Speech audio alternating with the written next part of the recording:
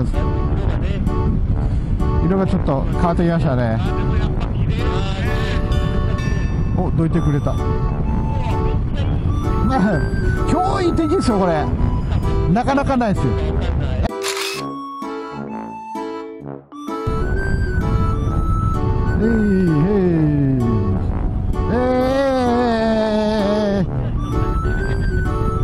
今の実スペ系？よいしょ、着きましたね。わー、止めれんのかな。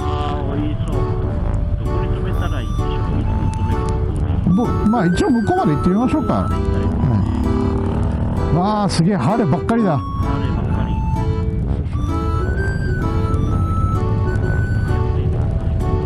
この辺の斜面はちょっときついっすね。あ、でもそこ車のとこ、ほら、あそこ右、すぐ右。はい。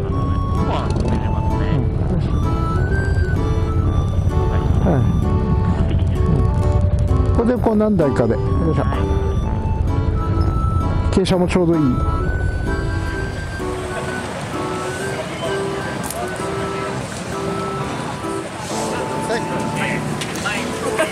おお、久しぶりです。やっぱさっき来たのさっきですか？ちょっと回って、バイク見つけたんで。いるかなと思って。よく見つけましたね、あんなところ。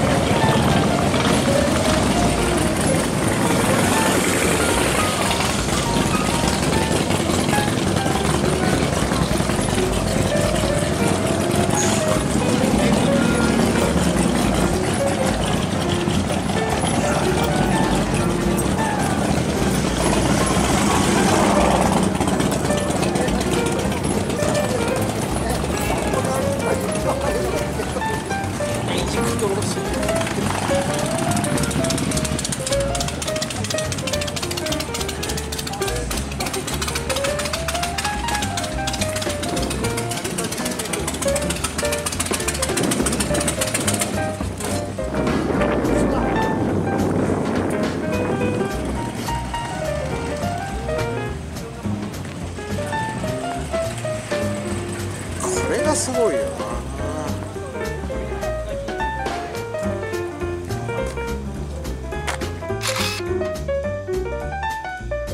い、